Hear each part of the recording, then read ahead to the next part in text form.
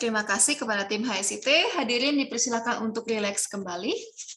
Acara selanjutnya adalah sambutan dari Ketua Bidang Hubungan dan Kerjasama Luar Negeri PP Pari. Untuk itu, izinkan kami mengundang Bapak Gatot Santosa untuk memberikan sambutan. Kepada Pak Gatot, waktu kami persilahkan.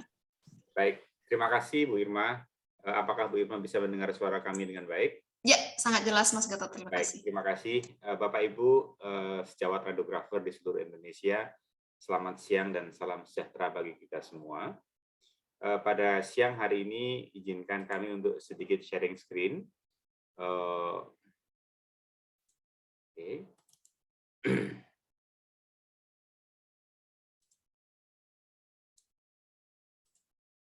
Baik, Bu Irma sudah lihat slide dari kami? Terlihat Mas Gatot. Baik, Bapak Ibu, sejawat radiografer, kami hanya ingin menyampaikan beberapa informasi bahwa kegiatan online CPD Asia ini adalah kegiatan bersama antara Asosiasi Radiografer se-Asia.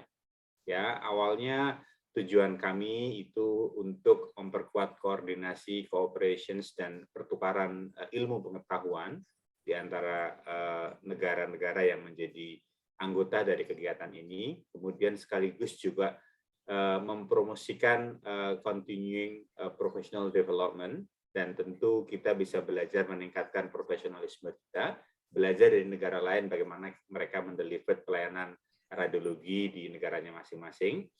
Dan tentu yang ketiga juga sekaligus kita mempunyai kesempatan untuk mendapatkan data-data training yang sifatnya itu untuk edukasi, sekaligus untuk meningkatkan keterampilan pengetahuan kita di Indonesia. Awalnya kegiatan ini berawal di tahun 2020, ya. Ada 5 negara yang tadi disampaikan Bu Irma. Kemudian dengan berjalannya waktu saat ini sudah menjadi 9 negara yang bergabung menjadi satu dalam kegiatan ini. Ya. Nah, untuk tahun 2022 kami ingin menyampaikan bahwa Bapak Ibu silahkan siap-siap di tanggal tersebut yang ada di slide, bahwa Februari itu sepertinya kita tidak akan ada kegiatan Februari-Maret karena di Asia itu akan ada perayaan besar yaitu Chinese New Year di bulan Februari. Kemudian seminggu berikutnya ada perayaan juga. Nah, pada tahun ini Indonesia akan kebagian di bulan Juni tanggal 16 2022. Ya, jadi nanti acara Asia CPD pada tanggal 16 Juni akan di-host oleh Indonesia, ya. Jadi kalau tahun 2021 itu kita menjadi tuan rumah pada bulan Oktober November, untuk tahun ini kita di bulan Juni. Baik, kira-kira itu Bapak Ibu, selamat mengikuti kegiatan sharing edukasi, sharing informasi, dan sekaligus spirit belajar kita bersama. Pada kegiatan hari ini dari Taiwan akan host dengan tema dari mulai konvensional X-ray, kemudian ultrasound, sampai dengan CT dan MRI pada satu kesempatan yang sama. Terima kasih, selamat belajar, dan salam bersama sejahtera dan mendunia. Waktu saya kembalikan kepada Bu Irma. Baik, terima kasih Mas Gatot atas sambutannya.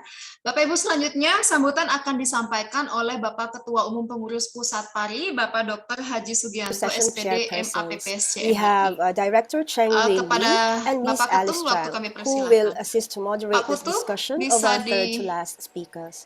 So please welcome our first session chair. Baik, Bapak Ketum, kami persilahkan.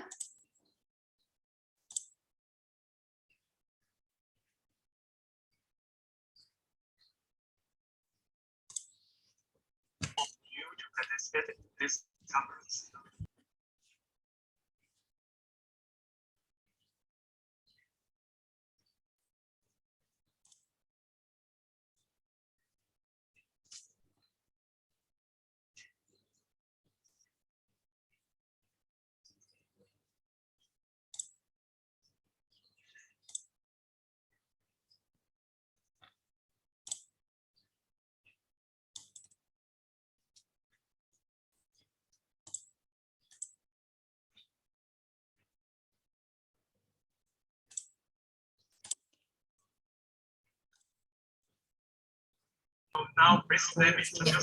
Halo. Oke, Bapak silakan, sudah bisa terdengar Bapak suaranya.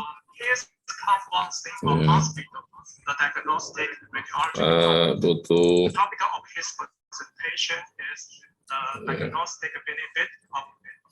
ya. Bu Irma, terima kasih ya. Mohon maaf ini agak connect-nya agak terlambat. Ya, terima kasih pada teman-teman semua. Kita ketemu lagi di CPD Asia ya. Ketemu lagi di session awal tahun. Ya, mudah-mudahan semuanya sukses, lancar. Terima kasih teman-teman yang telah menghubungkan ini dengan CPD Asia, Pak Putu Irma, Pak Beli Putu, Pak Gatot, ya, Pak Hidayat yang selama ini terus ya bekerja sama dengan teman-teman CPD Asia. Ini sangat bermanfaat ya, Bu Putu Irma ya. Dan kita bisa belajar lah nanti ini kayaknya tekniknya bagus-bagus ya yang di Taiwan ini ya. Kita bisa upgrade ilmu kita. Kira-kira gitu Bu Putu Irma, selamat ya, sukses ya. Terima kasih. Terima kasih Pak Ketum atas sambutannya. Baiklah Bapak Ibu, selanjutnya sebelum kita join dengan main Zoom kita di Taiwan, sepertinya sudah mulai. Mari kita ambil waktu sejenak saja untuk menundukkan kepala, untuk memohon kelancaran dan keselamatan untuk kita semuanya. Mari kita berdoa menurut agama dan kepercayaan masing-masing. Untuk itu berdoa dipersilahkan.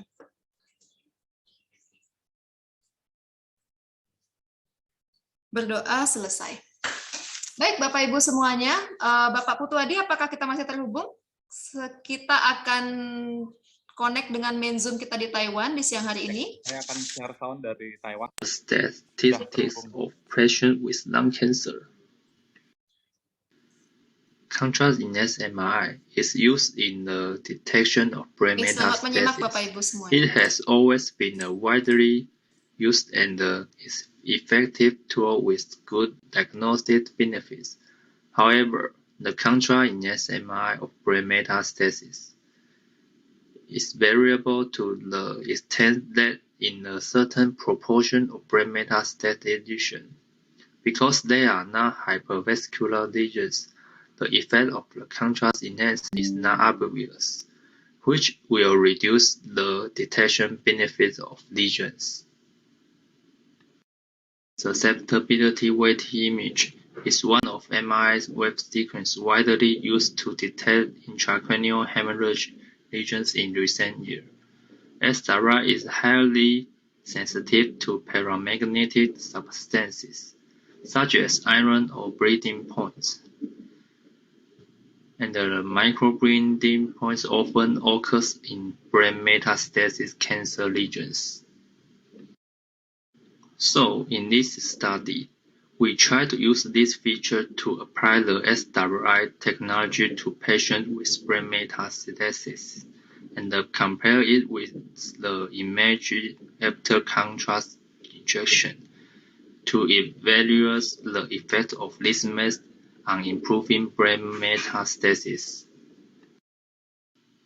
Philips 1.5 Tesla engineered MRI scanner with 16-channel head matrix coil is the main equipment for image capture in this study. The obtained images are processed and reorganized by the original Philips workstation, and the acceptance interval is from January 2020 to December 2020.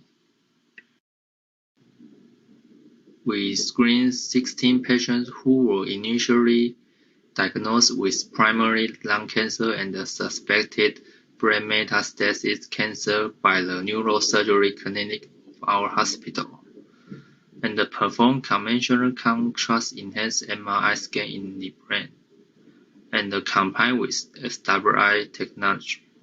This research is a retrospective study.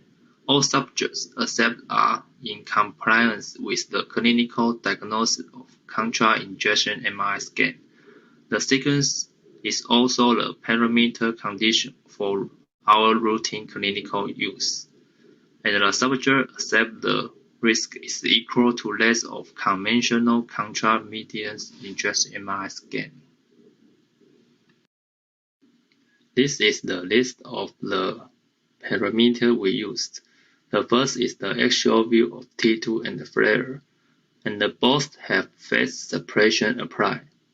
And then is the coronal view flare, T1 sagittal, DWI, top MRA, SWI, and then is the T1 with contrast. Except for SWI, the rest are our regular sequence of brain scan. The SWI sequence of the scan is usually applied only when the diagnosis is suspected to be stroke or bleeding, and therefore, in this study, patients will not have any other risk. We just add one more sequence to the routine examination, and then select SWI and the contrast-enhanced T1 image for comparisons for after the examination is complete. The largest circle is the total number of 16 cases. The second largest circle is the F of the total 16. This 8 had found lesions on the SWI. And the smallest circle is 7 of the 8. This 7 had found lesions on contrast-enhanced T1. And it was just these 7 who were finally diagnosed with brain meta. Although the one with more SWI found the lesion, it was not diagnosed as brain metastasis in the end, which means that SWI has false positive case. There is another important point. The contrast between the lesions and the normal tissues area in SWI is clearer than contrast-enhanced T1. Next, I will show you the 3 cases. This is the first case. The picture on the left is the image of SWI, and the picture on the right is the image of contrast-enhanced T1. We can see the place point by the red arrow in the picture on the left. There is a lesion, and the lesion can be seen in the same place on the right side, such as a lesion can be determined to be a brain meta lesion, and at the same time, it also has a microbleeding. These 2 images is the same case as just now. At the red arrow, a lesion was also found on the top of the skull, which is very similar to the previous one. And the second case is also confirmed to be a case of brain metastasis. At the red arrow, we can find the left temporal lobe is also detect lesion in both sequence images. And then the lesion in other places are also detected in both wave sequences. Case 3 is the false positive just mentioned. Multiple lesions can be found on SWI image, but it is normal on contrast-enhanced T1 image, which means that these lesions are only simple microhemorrhage, but no brain meta. The final diagnosis of the patient didn't have brain metastasis, so it can be seen here that although the sensitivity of SWI is very high, but there will be doubt about false positive. SWI has the advantage of high sensitivity, and no need to inject contrast media, and also can help confirm the type of tumor. The aggressive tumors tend to have fast-growing vascular and many microbleeding.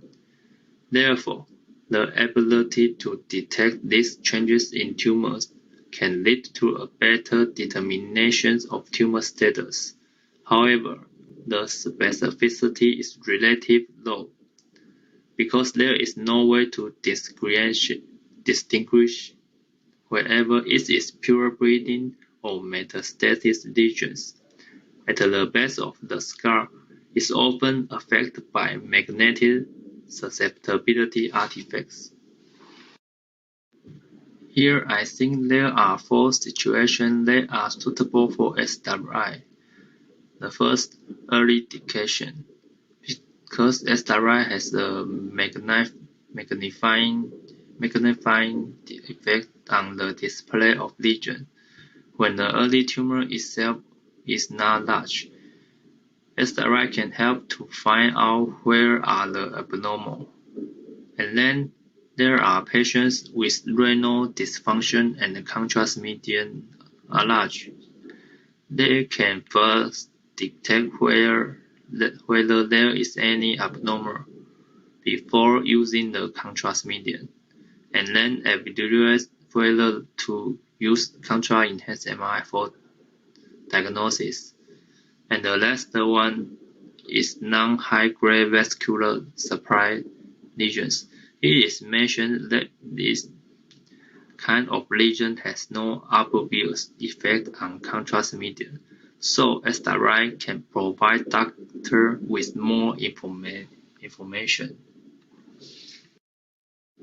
The sensitivity of SWI to hemorrhage lesion is relatively high in the MRI scan sequence, but for brain metastases, the type of lesions that appear are variable.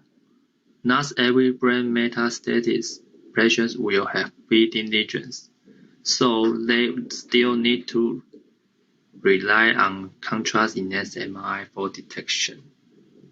Finally, we believe that SWI is currently not suitable for use alone to confirm brain metastasis. The gold standard for the differential diagnosis of brain metastasis is still contrast MRI.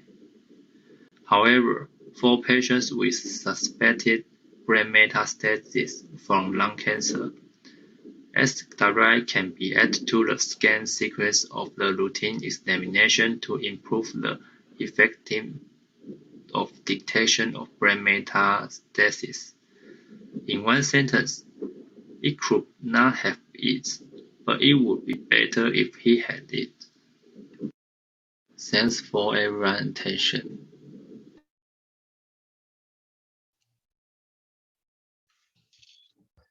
Okay, I think SWI imaging is widely used for MRI scans for detect hemorrhage lesions. So I think it's very interesting. So I thank Mr. Jian-Ren Ciou and his presentation. Okay, the next topic we will focus on clinical ultrasound technique. And our next speaker is Mrs. Chia-Hsien Chien.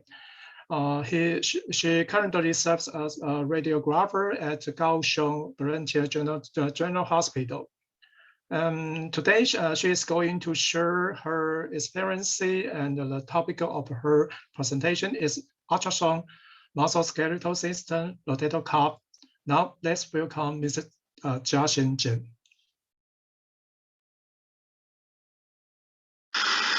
Good day, ladies and gentlemen.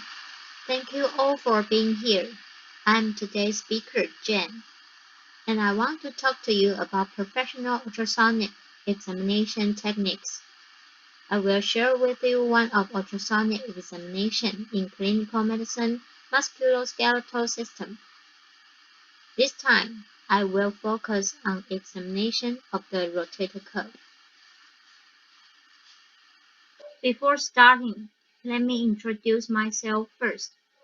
I am currently working in the radiology department of Kaohsiung Veterans General Hospital, and I have basic skill on general X-ray photography and ultrasound examination. It has been over 3 years since I joined Ultrasonic Unite. I am still learning the skill of sonograph. As I mentioned to you at the beginning, the medical ultrasound examination items are very diverse, and these slides listed are the examination items that I usually perform in the hospital. Among them, hepatobiliary and gallbladder system, and breast are the two examinations with the largest proportion. But this time, I want to introduce you to the rotator cuff, because it is very important for ultrasound technicians. We also need to protect our shoulders to avoid occupational disasters. Ultrasound of the shoulder rotator cuff can be used as a focused examination, providing rapid, real-time diagnosis and treatment in desired clinical situations. An understanding of pertinent anatomy, tendon orientation, and familiarity with image pitfalls can improve individual performance. Rotator cuff muscles are muscles that span the shoulder joint. They have a shorter movement arm and mainly act on the humerus. These muscles include subscapularis, supraspinatus, infraspinatus, and teres minor. It calls rotator cuff because these four muscles cause medial and lateral rotation of the arm. From the picture, we can know the direction of our shoulder muscles and ligaments. The ligaments that my hospital will examine clinically include biceps, subscapularis, supraspinatus, infraspinatus, and teres minors. Before the examination, the ultrasound operator needs to perform the following points. First, distinguish the patient. Second, understand the cause and the time of the injury in the context of the examination. Third, evaluate the patient's condition. Use a simple physical examination to check the degree of the patient's injury, and then start the examination. When we check different ligaments, we need to match different postures to check the condition of the ligaments. We will ask the patient to rotate the arm externally to check biceps and subscapularis. When the patient is akimbo, we check supraspinatus. Finally, ask the patient's arm to be in a bent and adducted position to check infraspinatus and teres minor. These pictures shows the postures we ask the patient to do during the examination, and also show the position of the ultrasound probe. During the scanning process, we will change the direction of the probe to observe the ligaments in the transverse and sagittal planes, then store these images. Special thanks to my colleague for posting these poses and letting me take pictures. Thank you.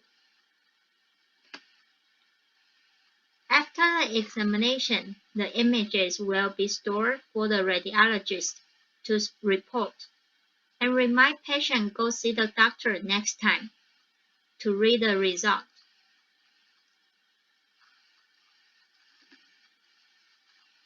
During the screening, the ultrasound technician will encounter some conditions that are not good for the inspection, such as a patient's inability to coordinate with the proper posture or agitation, and it may even be difficult to observe the ligaments with ultrasound, because of an operation on the patient's affected side. These are some examination cases. The first patient reported that she had seen a doctor because of shoulder pain for many days. We performed an ultrasound examination and found no abnormalities in the biceps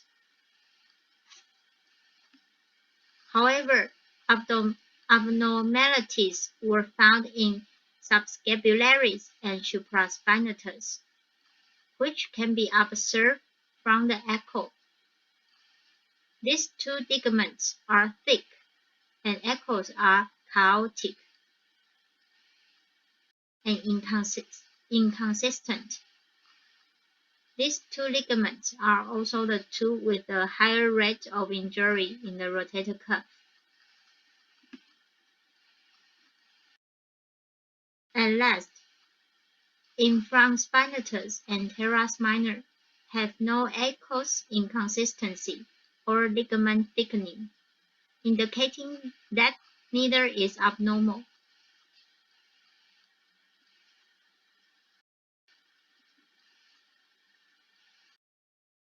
In the next, case 2, no abnormal echo were found in the biceps. The left picture is transverse view, and the right picture is sagittal plane.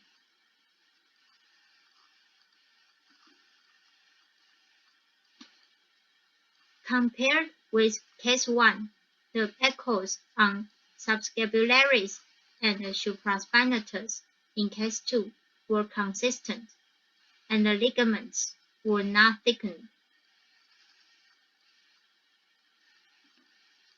However, in case 2, there were some fluid around infraspinatus and teres minor.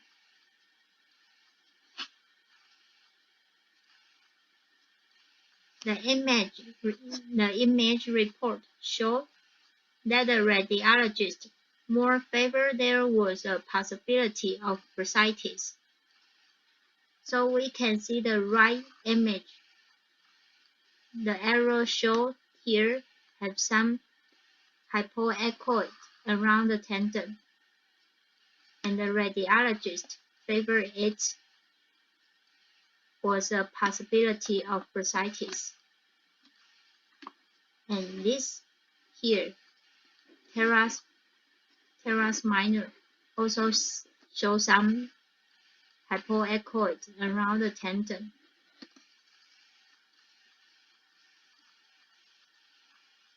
And here is the comparison between case 3 and case 4. Left side is case 3 and right side is case 4. We will compare the ultrasound images of these two cases. First, we can see that there is a circle of hypoechoid area around the bicep in case 3, showing that there is some fluid and the probability of bursitis is higher. But in case 4, there is no special finding.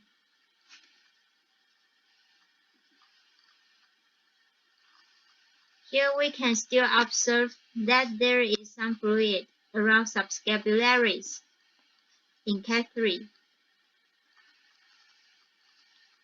The ligaments are also thickened, and in case 4, some calcification of subscapularis can be observed. Here, the calcification is over here. Next, observe the condition of supraspinatus in the two cases. In case 3, supraspinatus was not observed, and there was some hypoechoid area in the original position of the supraspinatus.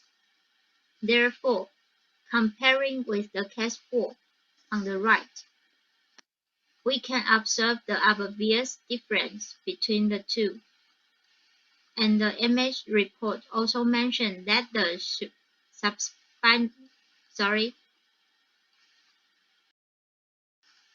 supraspinatus in case 3 is highly likely for thickness here. And in case 4, it was found that there were hypoechoid area around the tendon, around the supraspinatus. indicating bursitis.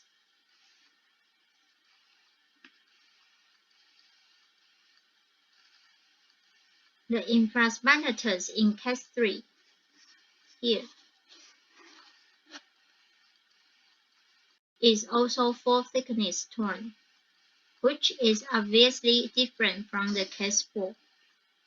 In the right picture, we can see from the left picture where it should be infraspinatus, only some fluid but no echo performance that ligaments should have. And except for bursitis, there is no obvious abnormal echo in the part of case 4 on the right.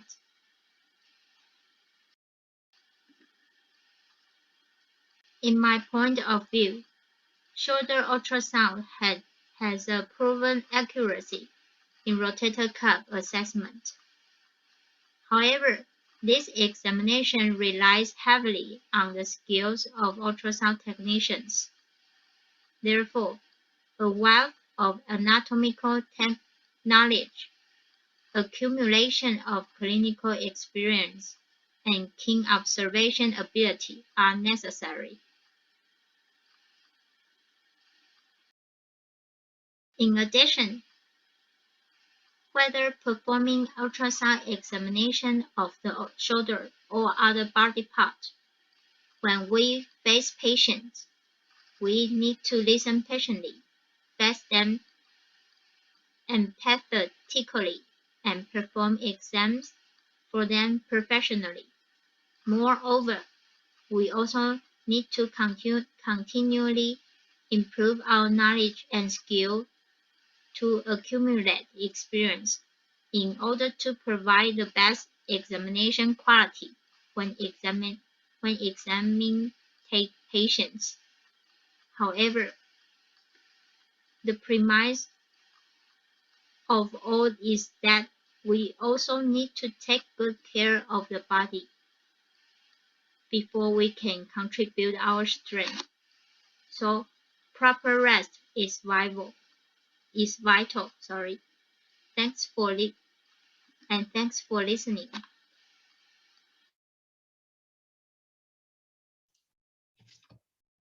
Okay, I think ultrasound is another one of very important imaging tool for a clinical diagnosis. It's very interesting. And thanks for our speaker for this section. And then I think we are going to the next section. Please. Yes, thank you very much, Director Cheng Wei Li. Now let me introduce to you and let me call on now our moderator for the Part 2 session, Alice Chang. Hi. Hello, I'm Alice, and I'm in charge of the second part. I would like to introduce the next speakers. So the next speaker is Maggie Tseng. She currently serves as a diagnostic radiographer at Zuoying branch of Kaohsiung Armed Forces General Hospital.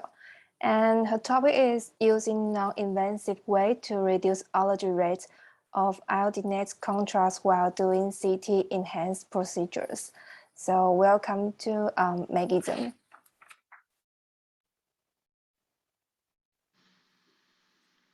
Hi everyone, glad to have you online together to share and exchange our working tips.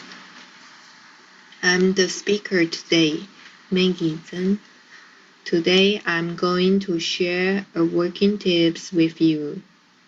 The topic is using non-invasive way to reduce allergy rate of iodinated contrast while doing CT enhanced procedures in my department. Simply describe the background of these working tips. During our work, when a patient who admits for undergoing enhanced CT procedures, we will ask them to fill in a contrast injecting permit form and medical and allergy history form. to get their permission and understand their medical history. Some of the patients may experience some symptoms such as nausea, itches, rashes, dyspnea, eczema, or the worst is shock after injecting iodinated contrast. These symptoms we count as contrast allergy. Part of those patients may choose to undergo alternative exams, but some of the patients have no choice. They must still undergo enhanced CT scan to get the diagnostic result of following their disease. According to the description of allergy symptoms from patients themselves, clinical site will give some preventing actions to reduce their allergy rate. In my hospital, our consultant majorly using 3 ways to reduce the chance of allergy while doing scan. The first one is IV injecting normal saline 30 minutes before exam start. Using this way to increase patients' fluid volume, helping patients' body to wash out contrast quickly. The second one is IV injecting chlorpheniramine or methylprednisolone before patients undergo enhanced CT procedures. The dose of chlorpheniramine or methylprednisolone depends on how serious of their allergy symptom is. Mild reaction will inject in 30 minutes before exam starts.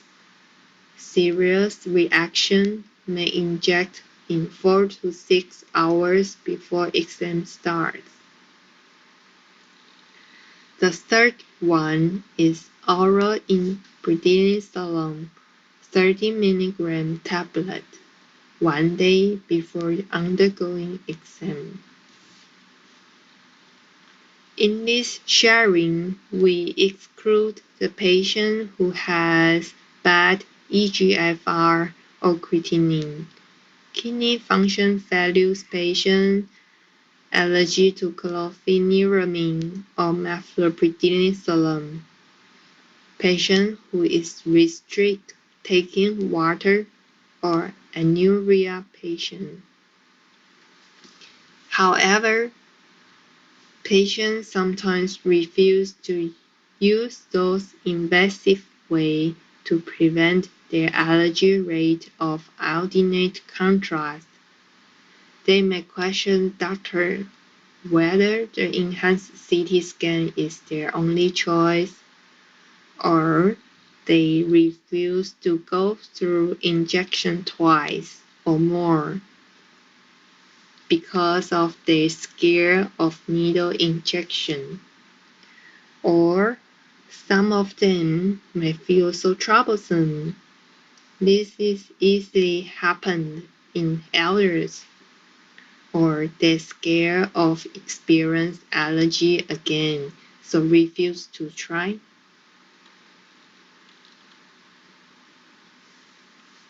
Due to those reasons, we noticed that the cause of allergy is from 2 parts of view. One is patient's physical condition, such as their family history, medical history, patient who has diabetes, and so on. And the other is patient's mentally thought, such as anxiety or resistance. Therefore, we discuss a non-invasive way to satisfy patients' physically and mentally needs.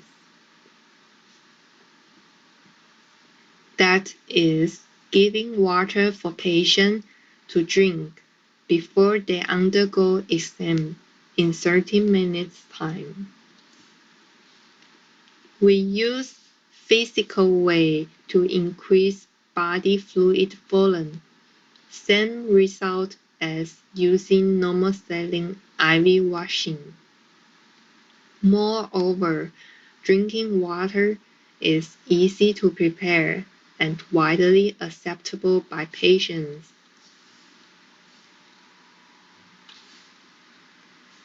We choose those patients who had contrast allergy experience before, but still have to undergo enhanced CT scan again to involve in this study.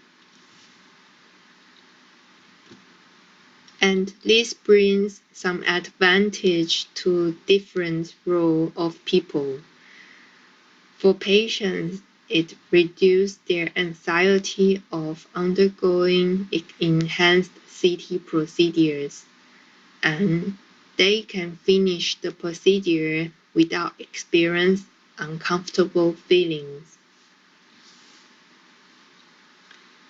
For CT team radiographers, patients will be more cooperate in this procedure and get our work more efficiency and produce the high diagnostic value images. For clinical sites, it reduces the patient's arguments or questioning, and they could get the high diagnostic value of report, which might influence their next treatment decision.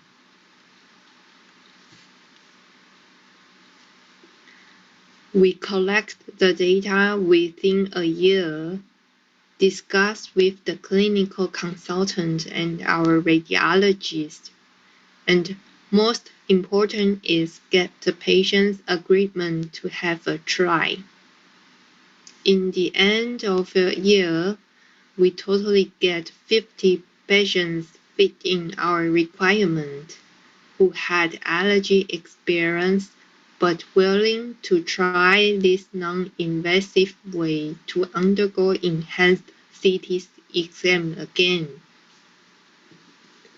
After drinking water, 39 over 50 patients have no allergy symptom at all after injecting iodinated contrast.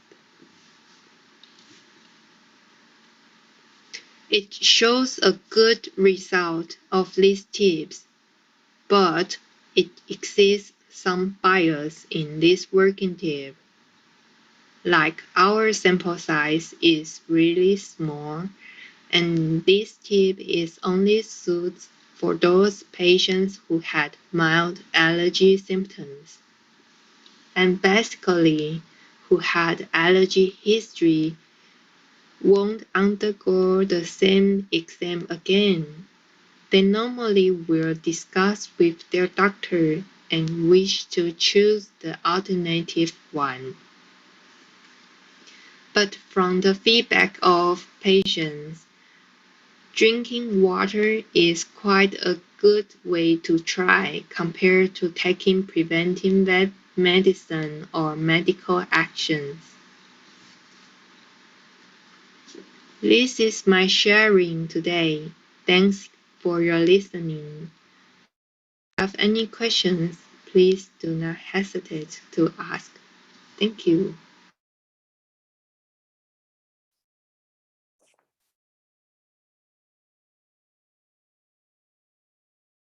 Okay, thank you, Maggie's excellent presentation. And next speaker will be Yan-Lin Liu. He currently performs the role of the researcher at University of California, Irvine. He's going to give a keynote speech about diagnosis of non-mass like enhancement lesions on DCE-MRI by using radiomics and deep learning. So welcome to Yan-Lin Liu. Hello everyone, my name is Yan-Lin Liu. I'm come from Taiwan. Now I'm working at the Department of Radiological Science, UCI. Today I want to make a short presentation, the diagnosis of non-mass-like enhancement lesion on DCE-MRI by using radiomics and deep learning. For breast lesion detection, three modalities are often used for breast lesion detection in clinical examination. Breast MRI is an important modality for detection of the lesion. Due to its strong soft tissue contrast, it has become a clinical examination used for mammography and ultrasound for diagnosis of the breast cancer. Dynamic contrast enhancement MRI, we call it DCE-MRI, is a well-established imaging method to evaluate the vascular property, which can be used for diagnosis benign from malignant lesion. According to the BI-RADS, breast lesions on MRI are divided into the three categories. For example, since like a tumor have the focus enhancement or the mass and the non-mass enhancement. For the mass lesion, this can be easy to detect by all the imaging modality and the diagnosis with the high accuracy. The diagnosis of the non-mass enhancement lesion are more challenging. So why the non-mass is more challenging than mass lesion? For the mass lesion, the intensity of the lesion is the difference than other breast tissue. But in the non-mass, the lesion boundary cannot be easy to find out. For the non-mass enhancement, the fifth edition of the BI-RADS has further revised the category for morphology distribution and the internal enhancement pattern.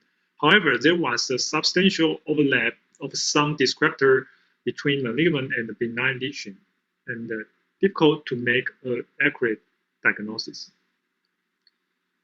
To detect the non-mass enhancement lesion as likely to be malignant or benign is more difficult, and the machine learning-based CAD may provide a visibility tool to make an accurate diagnosis. In recent years, radiomics and machine learning have been extensively applied in medical field. Radiomics analysis can extract many features from imaging and convert them into the quantitative data. For the deep learning using the convolutional neural network is also very emerging rapidly, and it has been shown as a feasible method for the diagnosis without using predefined feature extraction algorithm. So in this study, the object of this study was implement radiomics and deep learning using the ResNet 50 to build a diagnosis model for discrimination malignant and benign non-mass enhancement on MRI. As you can see this table, there are a total of the 175 non-mass enhancement patients, and the exclusion criteria were patients receiving any treatment, period treatment, or poor image quality, and seems like a motion artifact. We will just exclude those patients. So finally, we can gather the 150 patients, include 104 with 104 with the malignant, and the 46 patients with benign lesion were included in this data set. This figure shows a classic example of the morphology distribution and the internal enhancement pattern evaluated based on BI-RADS. This patient, with the 47 years old diagnosis with the adenosis, showed the focal distribution and the homogeneous enhancement. This patient is 41-year-old, diagnosis with the DCIS, showing the segmental distribution in heterogeneous enhancement. This patient is 43 years old, diagnosis with the IDC, showing the segmental distribution and the cluster wing enhancement. This patient is 36 years old, diagnosis with the inflammation, showing the regional distribution and the heterogeneous enhancement. 41 years old, diagnosis with IDC, showing the regional distribution. 50 52 years old diagnosis with DCIS and multiple distribution.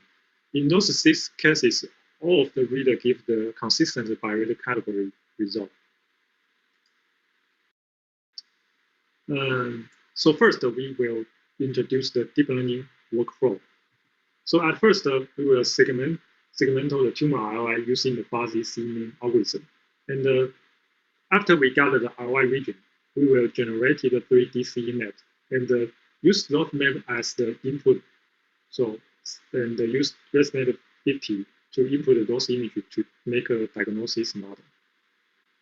So there are 3 DCE parametric maps that defined below were generated.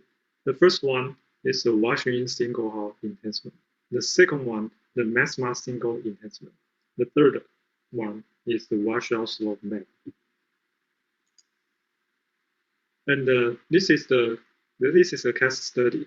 This patient with the 63 years old with the IDC, and this image shows the F1 pre-contrast image, and this is the F2 post-contrast image, and we also just label the RI in here. And the figure C, D, E, F, that means it's the F1 pre-contrast image, and this is the lesion area. And for the D image, that is the F2 post-contrast, F3 post-contrast, and the last one is the F6 post-contrast image. And these 3 images is the DCE parametric maps. And this is the time frame imaging with the different intensity. So this is the F1 and the F2, F2, F4, F5, and F6. So as we can see, the DCE time course shows a typical washout pattern, reaching the maxima in F3, followed by decreased intensity from F4 to F6. This is another case study. This patient with the DCIS. So as you can see, the tumor, the lesion is in here, and the DCE time course shows the pattern seems like very stable after the F3, and the maxima is in the F3. So this patient with the is a benign patient, and as you can see, after contrast, the DCE time course shows the enhancement from F1 to F6. This figure shows the flow chart of the radiomical analysis procedure. So the first, the tumor is segmented on the F2 minus F1 subtraction image using the fuzzy C-mean, and then the tumor ROI is mapped to 3 generated DCE parametric map. On each map, the 107 parameters are extracted using Radiomics. They are used for feature selection by using SVM, and then for building the classification model using 5 different machine learning algorithms.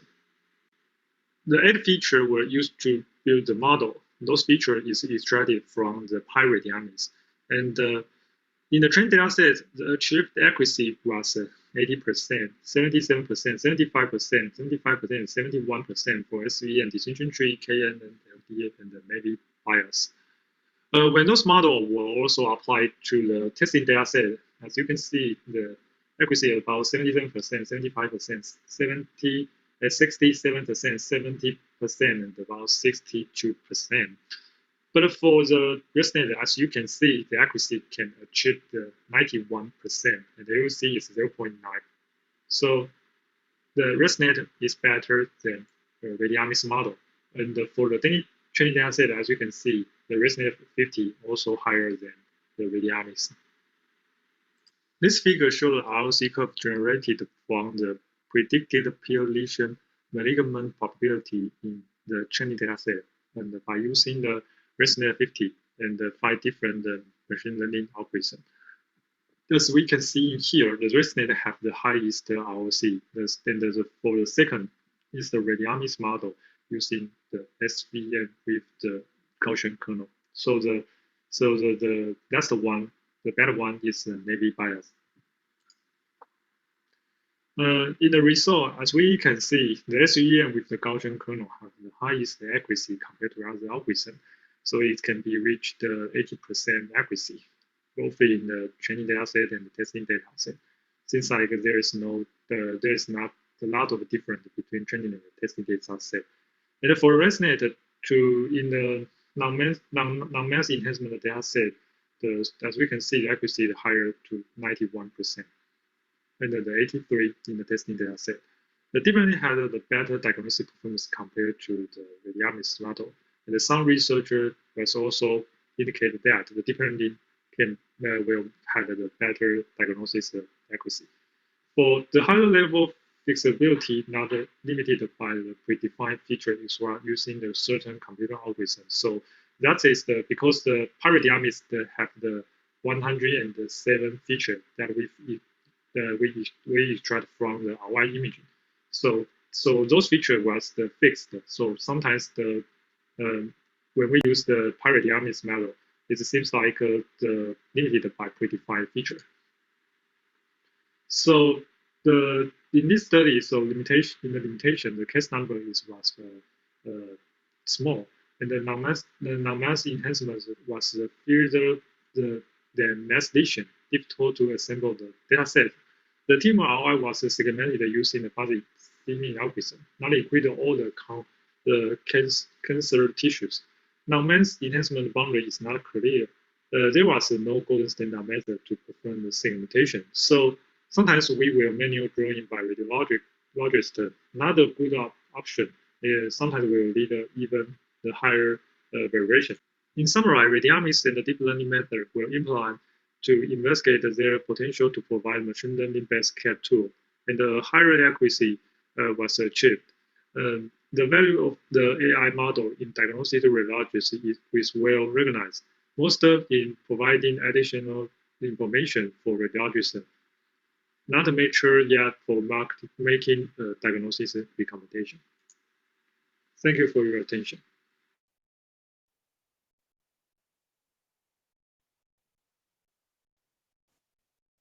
Okay, thank you, Yan-Lin. And it's an amazing presentation. So I think we come to the last speaker, Zuoying.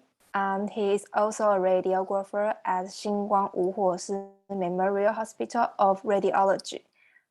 His keynote speech is about analysis of the advantages of oblique chest X-ray photography used for lesions detection in COVID-19. Welcome to your way. Hello, sir and seniors who listening online. I'm a radiologist at Xinguang Hospital. My name is Zuoying. The topic I want to report to you today is analysis of the advantage of oblique chest X-ray photography used for lesion detection in COVID-19. And here is my outline. At the end of 2019, there have been multiple cases of unexplained pneumonia in China. The WHO named it COVID-19. In response to central policy, our hospital restrict and control the number of people entering the hospital and build an outdoor isolation screening tent. Any patient with suspect symptom, travel history, or contact history should undergo out of hospital isolation and screening. The patient's symptoms of COVID-19 are fever and respiratory tract infection. Therefore, RT-PCR and chest X-ray are the main item for detecting this disease.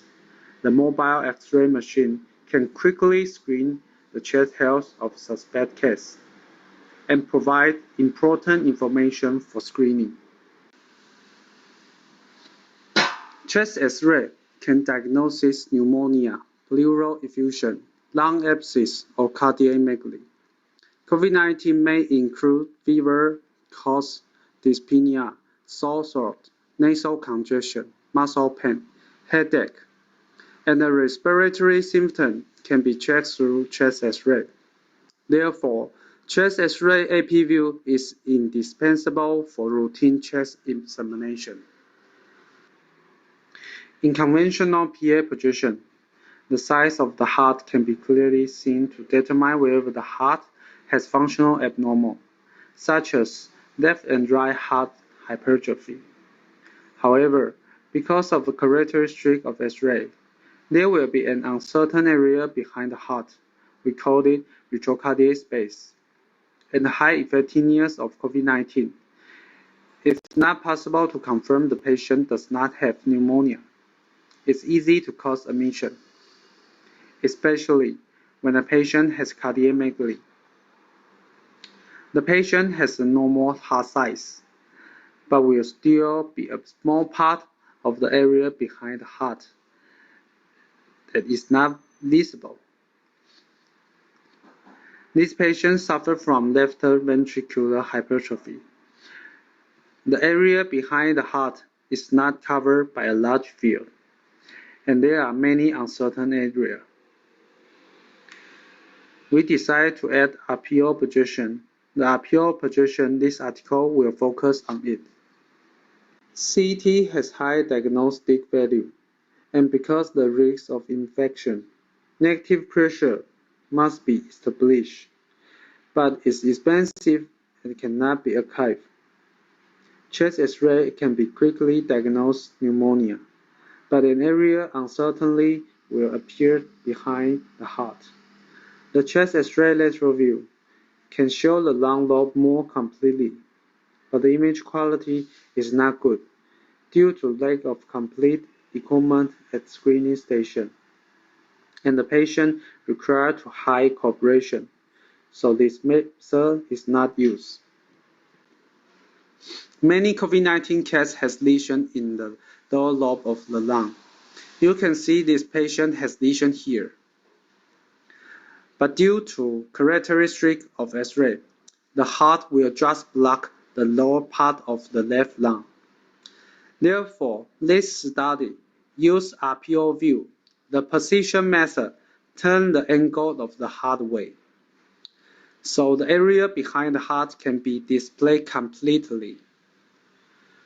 We collect patients who were examined by chest X-ray during isolation screening in our hospital, including patients with mild symptoms who only received PA1 view examination, and patients with respiratory symptoms or TOCC, who were examined by PA RPO 2 view, and were diagnosed in hospital. A total of 67 patients with suspect COVID-19. Including 26 male and 41 females, with an average age of 40.5 years. The image were evaluated by 2 visit staff in radiology department. The more senior physician has more than 30 years of clinical experience, and the other has more than 10 years. The chest AP position. We use exposure condition is 76 to 85 kV and 2.4 MAS.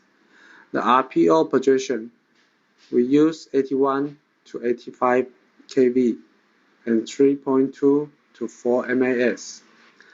The analysis comes from portable chest X-ray image. Among 67 patients, 5 patients with fever and no TOCC only use AP view, and 62 patients use AP and RPO view. Of these 62 patients, 13 patients could not be present completely, and 49 patients can fully present retrocardiac space in RPO image. After using RPO view, the angle of heart can be turned away, so the lower lobe of the lung in the posterior area of heart can be fully displayed. These 2 patients, the retrocardiac space can be fully displayed. You can see the patient on the left. The heart is superimposed on the spines, and the posterior area of heart can be fully displayed. The patient on the right has a problem with cardiomegaly, and the area that was non-visible in the AP view originally. With the help of RPO view, the heart is turned away and the posterior area of heart is completely displayed. Because everyone's body and heart size are different, there are some differences in the position angle. For example, when the two patients were in position, the angle rotation is too small, and the heart is not turned away, result in complete presentation. When the two patients were in position, the rotation angle was too large, which caused the lung area to be seen to overlap on the spine, and did not turn the heart away, which affect the diagnosis effect. The patient has the problem of different body shape and heart size. Therefore, we mark the angle from the heart to midline of the body in the CT image.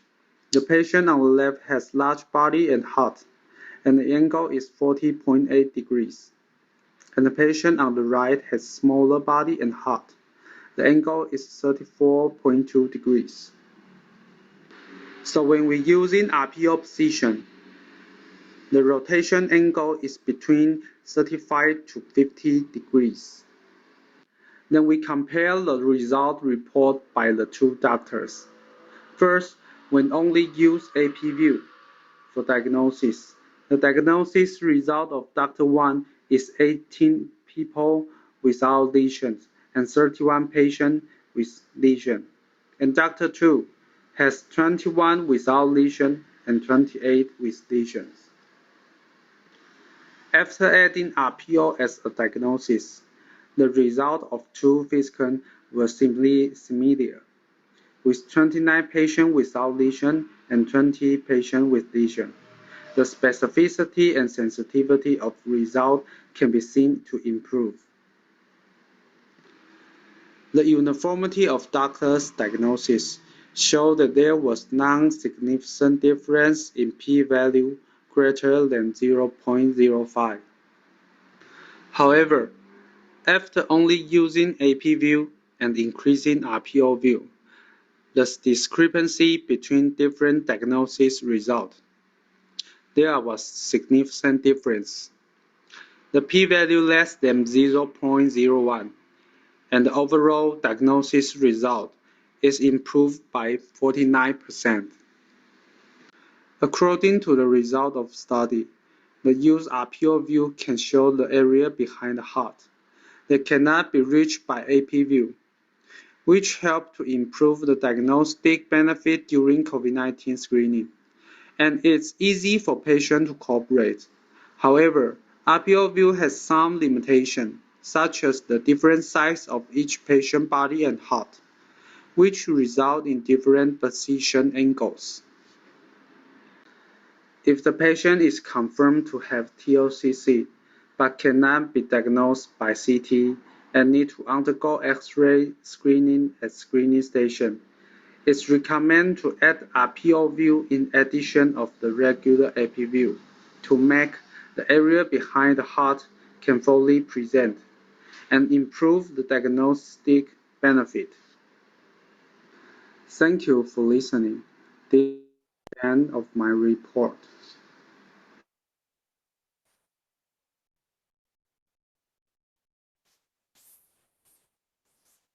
Okay, thank you, Zuoying, and that is a wonderful presentation. It's good to learn at this moment.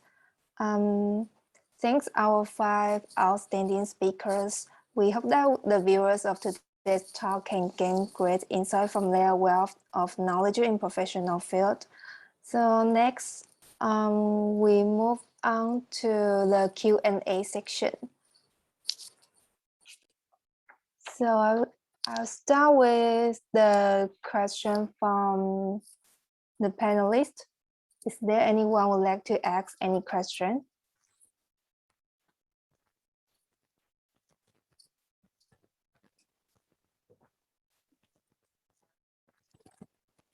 Yes, I have a question.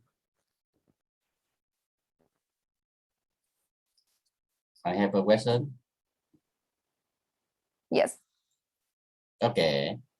My question, first question for Jian-Ren Ciou, the first speaker.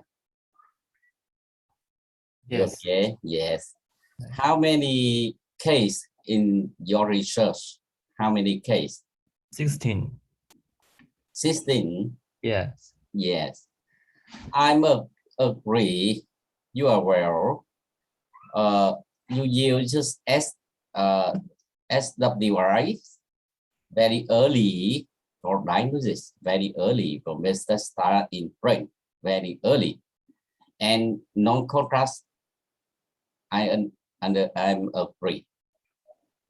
But I see in your research, I only see early staging, maybe early staging. For example, I'm a doctor. I send request for you. I have my patient in lung cancer. I thinking in metastasis in brain. I send for you. You check MRI. I see you are early. Summer lesson very early, very simple. You use SWI. Okay, but you remember very simple. Yes, like a cyst in brain. But some metastases have edema, edema around. You miss the summer metastases have edema around. You see? Yes. So I think the SWI is just can support to detect the brain metastasis. It's still need to do the contrast enhanced MRI to confirm it. Yes, sometimes affect the mass affect they affect in another one. And I think you very early better. Early staging very bad.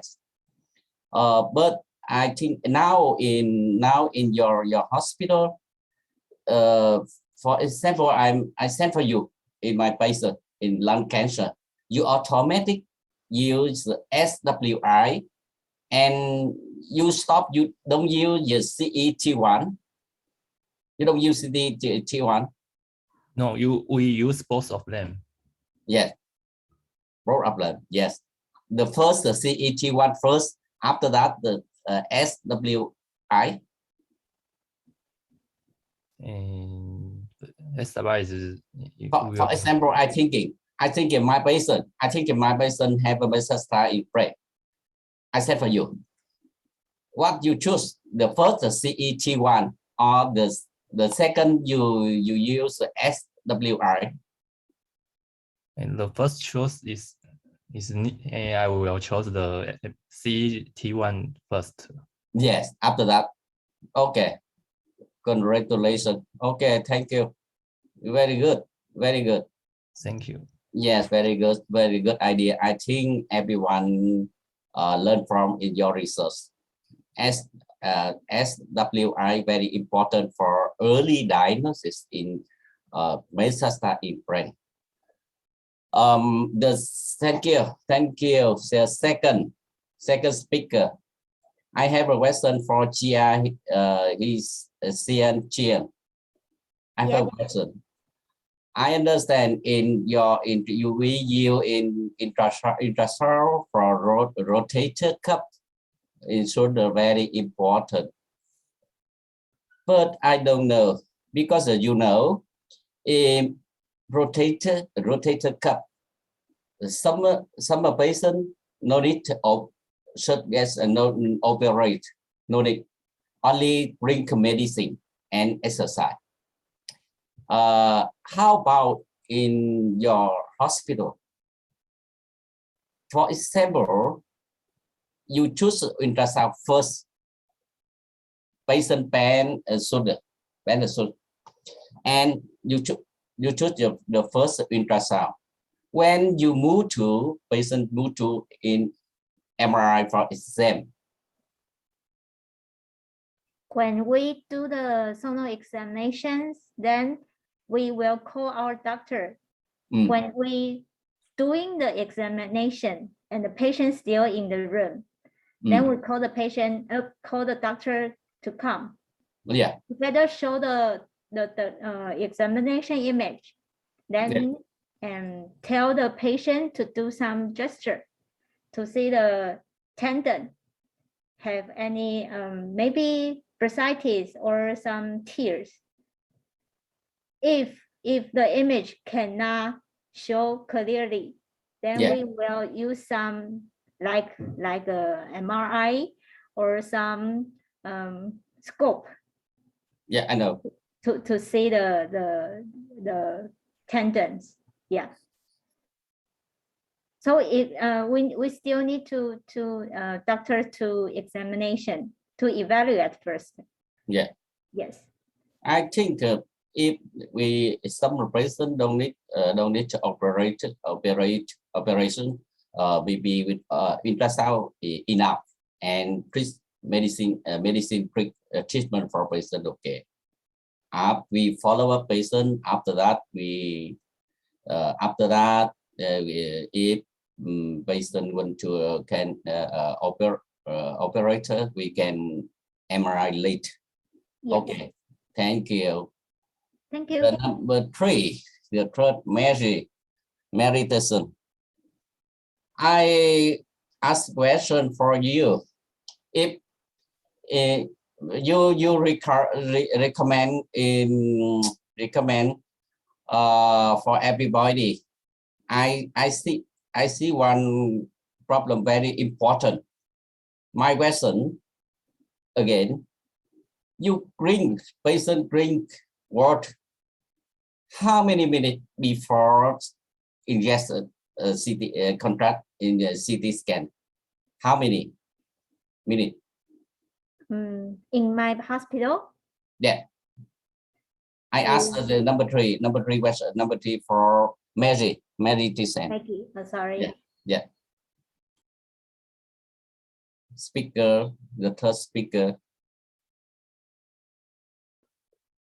Hi. Yeah. How many minutes before drinking water? I understand your question. Yeah. We normally give patient drink water before we start the procedure, 30 minutes. 30 minutes before. So how many milliliters? 250 milliliter to 500. Depends on how much water patients are able to drink. In your research, but at least 250. Yeah. Your research, I think, are very important. The first time I hear, yes, drinking 30 minutes. It is not really a research. It's just a small tips we try to do. Yeah. And it is a more acceptable way for patients to do it before they start the scan again. Yeah. Because some in we see before the VCT scan abdomen for patient, we usually for ingested contrast, we usually for drink the water for in bigger stomachs. Yeah.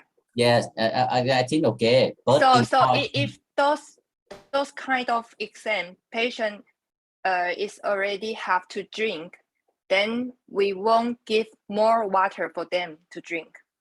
More water? No, we won't. Yes, we want more. Then the second question for you, Mary. For example, patient after when you inject a contract for patient, I don't know, in your hospital now, patient have a problem after you just finish in injection. Patient have a nose, have a pain abdomen. What you do? We will post the exam. Yeah. we will put the patient safety at the first. Yeah. So after that, we will deal with patients' allergy symptoms first. Yeah, sure. Then we will call the clinical doctor who ordered that exam for request to do that exam. And, clinical doctor.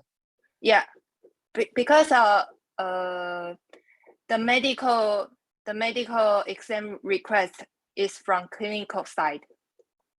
So we have tell them his or her patient's condition, whether they still want to proceed or they want to do some prevention before they restart again.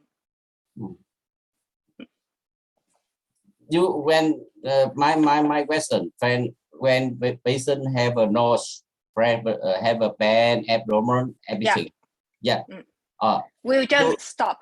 You stop and you invite a clinical doctor? Yes. Okay. You remember because some person have a shock if you invite in clinical doctor, maybe late, maybe. So I say patient safety first. Yeah. So we deal with patient's condition first. Mm-hmm. After the patient is safe, then we call doctor. But the procedure will just stop. Yeah. Yes, I see. In my country, not yet, because I see insurance have adrenaline on the way already. Adrenaline and already. Radiographer or nurse near the patient. If patient shocked, you see in hypertension, her rate have a problem. After you remember, we always have a sharing adrenaline on the ready. We can put for patient 1 minute or 2 minutes. Very important. I don't know how in your hospital we only no need in doctor, no need because some you check the radiographer and you check patient in hypertension or her rate patient. We can use very important only 1 or 2 minutes. We use adrenaline. Adrenaline we push for patient very soon. My experience. I don't know in your hospital. Okay. Thanks for your sharing. Thank you so much. Thank you. Your last question for EUV. The last question, your EUV.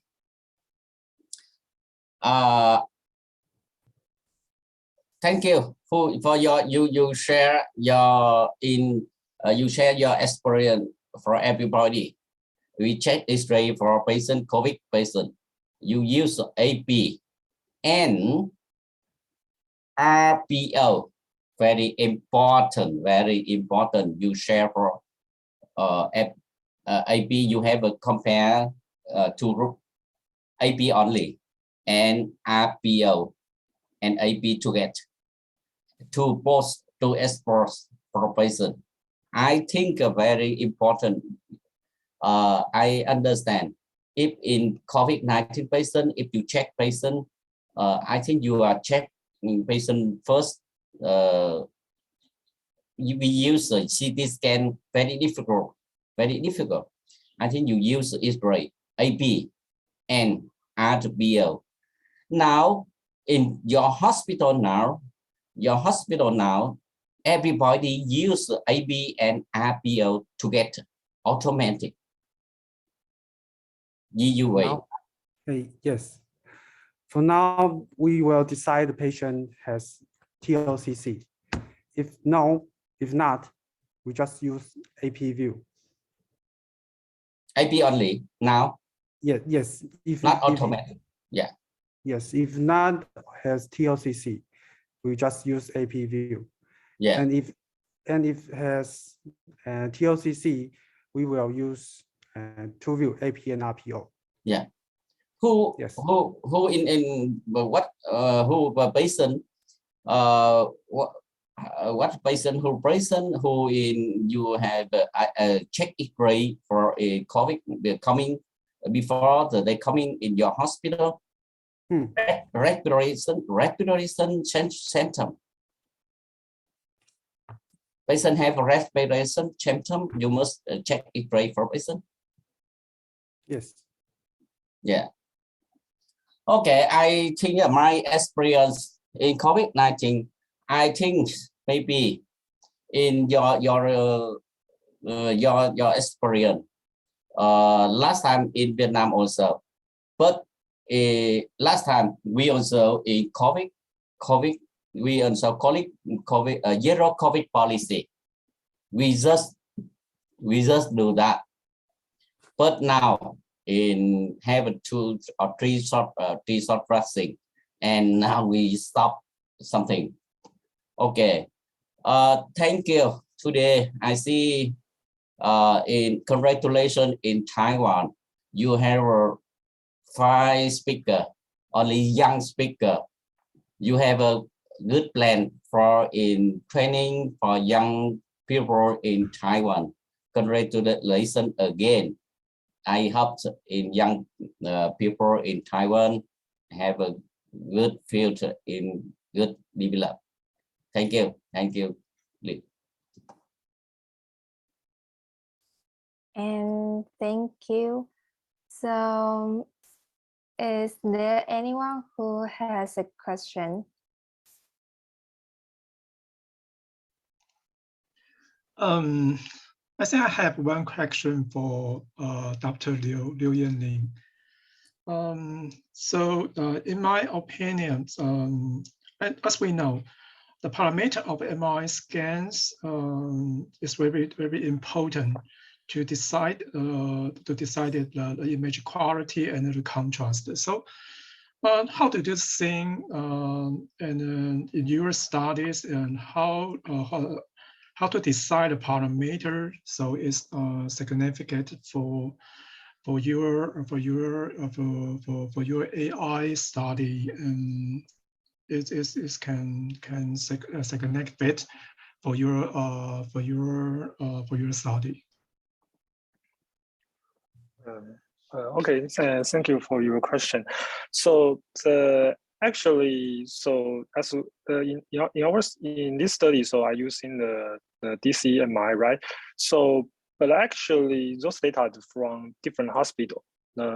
So some hospitals they maybe have the 5 DC time frame, right? The first is supposed pre-contrast. Maybe they have the 4 or 5 post-contrast. So in this study, we're using the 3 parametric map. So we want to use these 3 parametric map to just like normalize those images, because as we know, we got those images from one hospital. So maybe those patients have the lesion, and the lesion maybe have the high intensity, but compared to other side images, so maybe the middle intensity, those patients maybe have the same as we will diagnosis as the malignant. So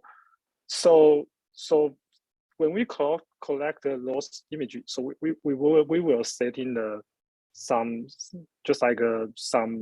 we will not set in the parameter. So for those hospital, we will collect those images since like a very different, because when we get a more different imaging to build a radiomics or deep learning model, that we can say those model can actually use in the hospital, right? Because of those model we want to finally can help to diagnose this malignant or benign. So actually, to be honest, if we can get a more different imaging, and things like a different protocol, and you know the different manufacturers such as the GE and Siemens, and this is a different manufacturer.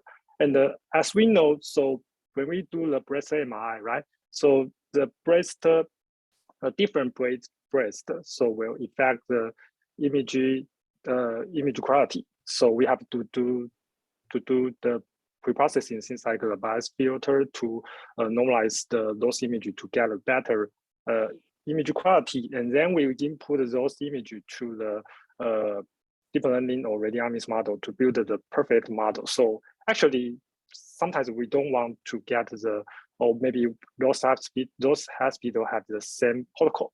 We hope they can use some cycle. They have the different voxel size and they have the different sizes, or maybe they have this machine will 1.5 Tesla, and one of the MRI have the 3 Tesla. And for that different parameter, they can help those model can actually used in the help to help doctor to diagnosis. Yeah. Okay, thank you. Okay, thank you. Any questions? Okay. Yeah, from me. Yeah. For the first speaker, Mr. Jian-Ren Ciou. Yeah. Is it this sequence for SWI? Is this for your suggestion? Is this possible for all kind of tumor or any specific tumor?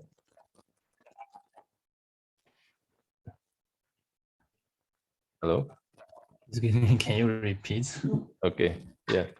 For the sequence of SWI, is it possible for all kind of tumor or just specific tumor for the examination?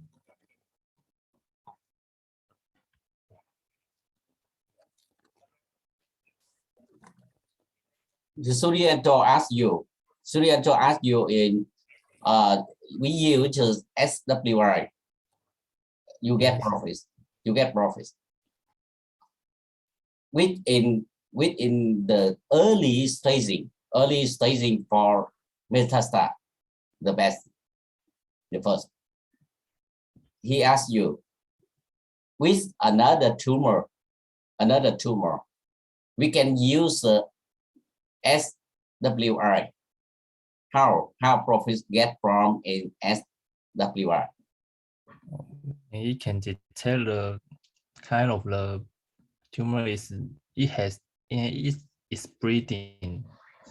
Also, it has a microbreeding. It can also detect it.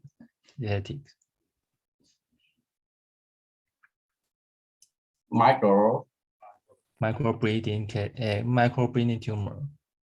Yes.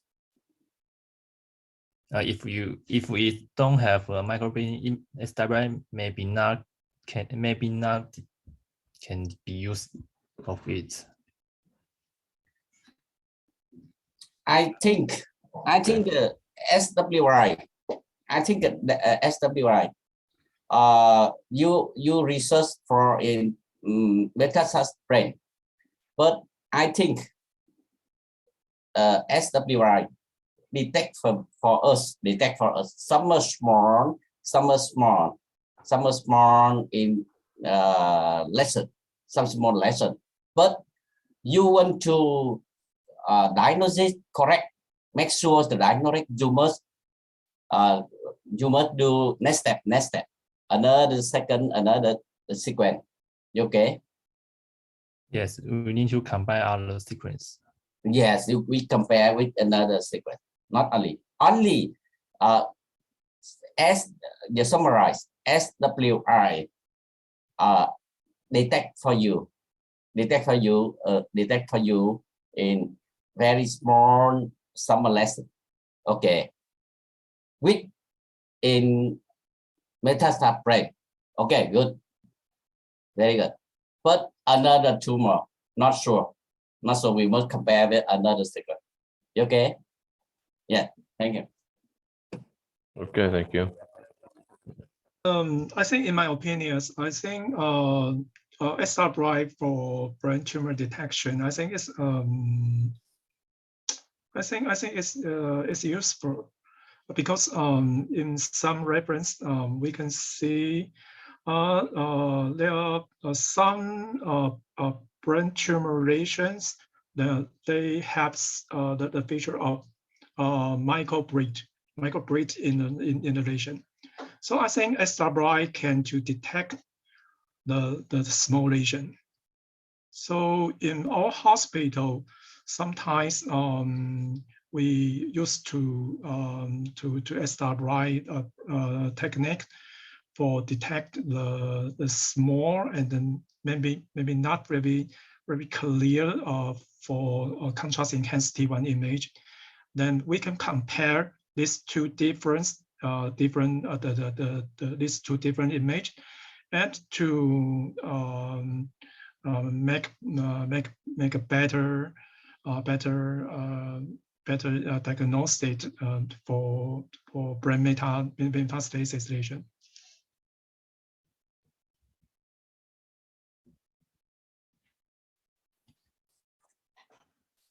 I have some comment about the susceptibility weighting imaging. I think the susceptibility weighting imaging is good for detect the minor hemorrhage. It is very good. But the problem is not to use in the metastasis, right? Today the research, the topic of the Mr. Ciou. And Mr. Ciou came to asking about the can use for the other tumor, right? So, but the susceptibility imaging, we will know because the red blood cell they have iron. So we can just only use for good for the hemorrhage, right? If the tumor is the tumor, you have hemorrhage, bleeding, so we can detect very well, right? Yes. Yes. I think the conclusion is this. Okay, thank you.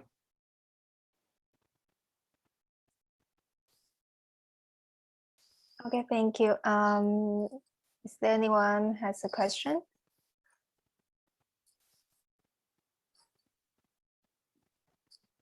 So I think we have come to the end of today's forum. Let me take this opportunity to once again thank our 5 distinguished speakers for today's informative and stimulating talks. Also, I would like to thank all of you for your contribution and the conference and successfully because of your participation. So now I would like to hand over to our president. Thank you, Alice. Thank you for your attention and see you next time. I wish all of you have a nice day. Thank you.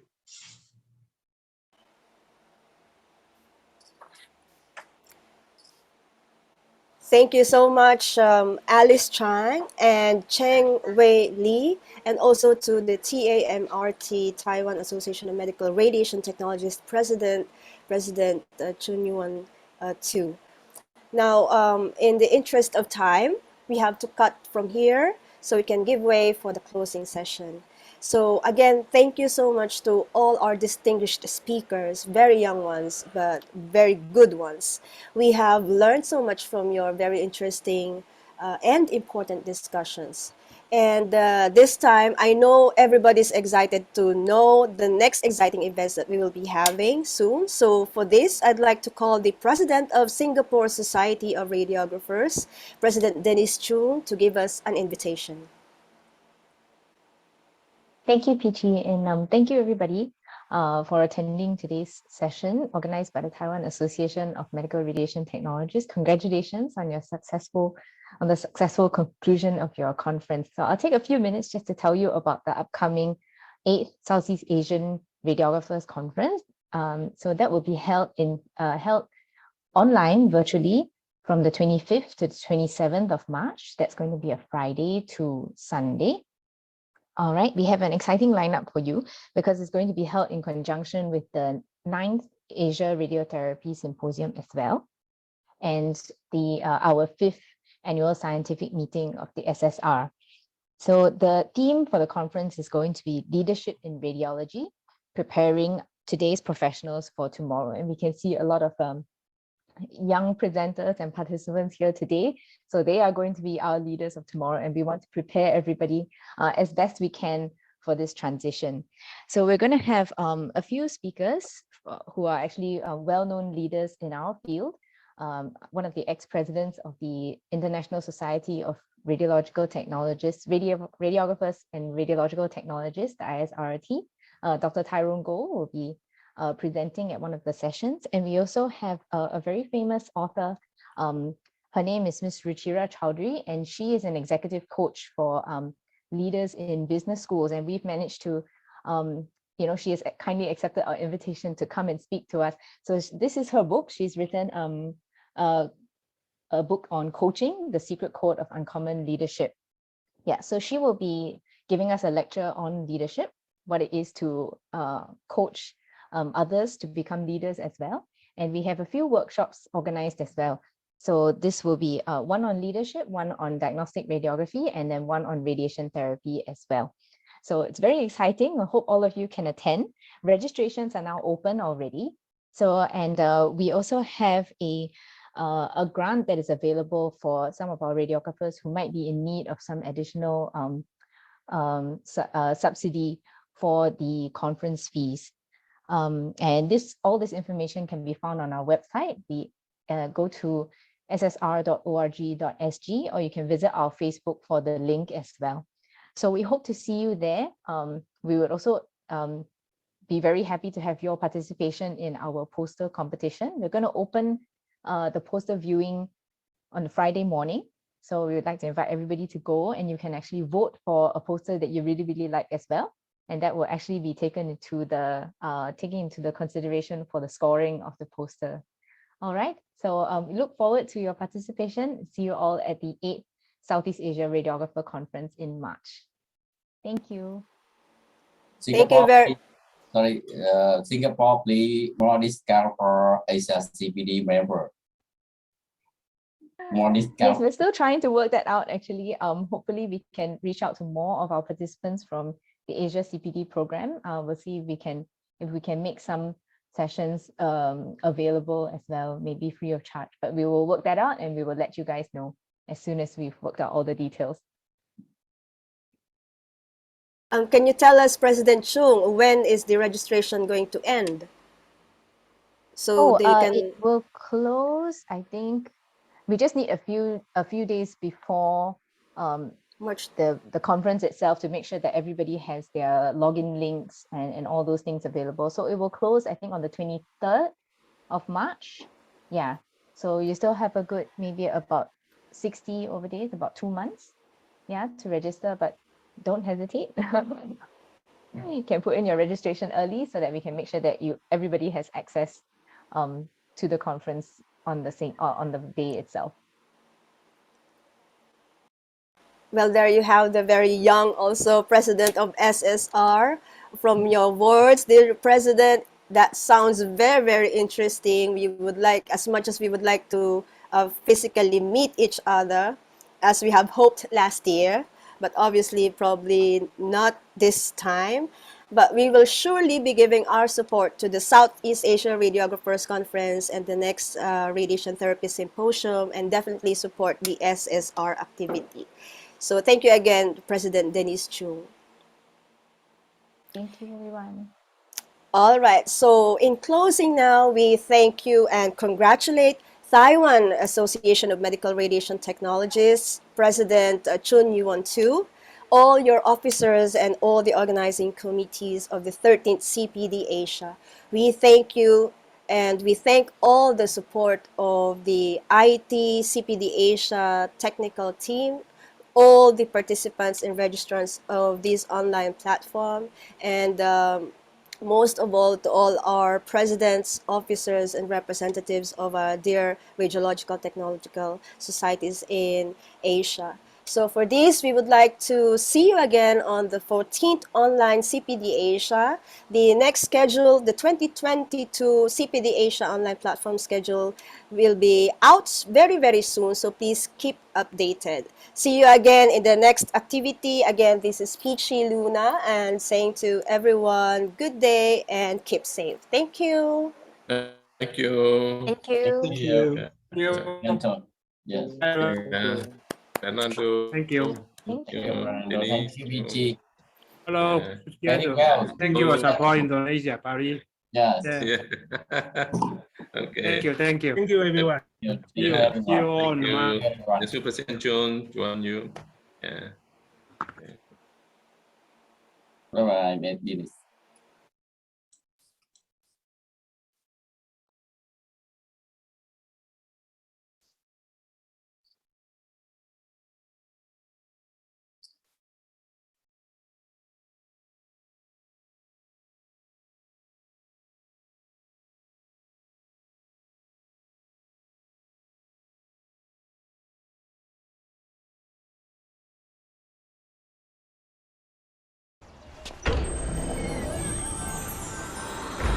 Recording.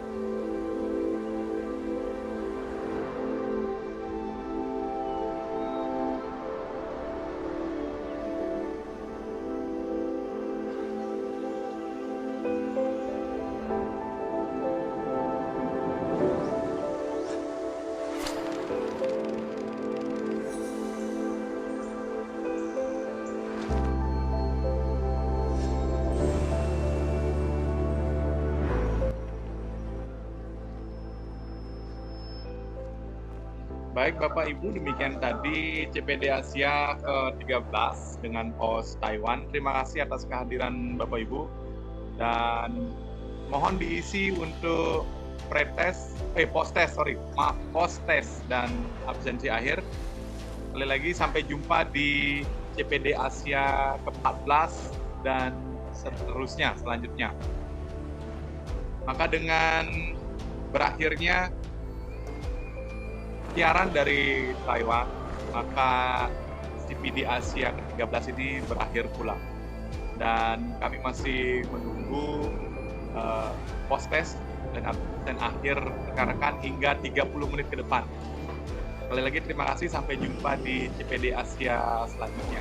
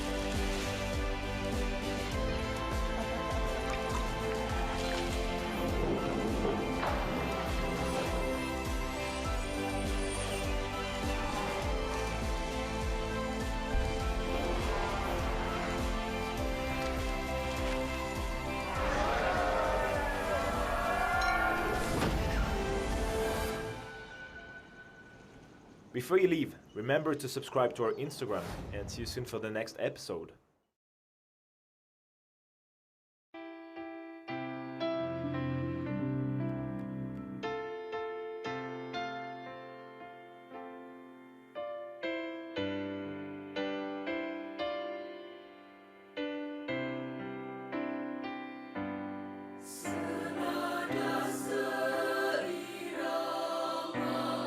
Angkat aku bagi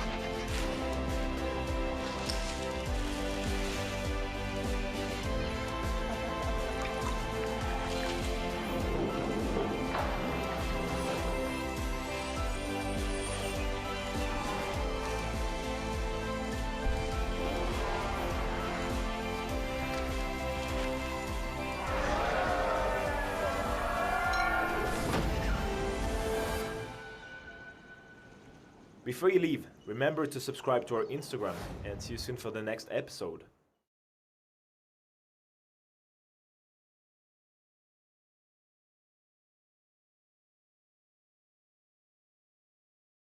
Baik, izin meeting meeting for all. Bapak Ibu, sampai jumpa lagi di event yang lain.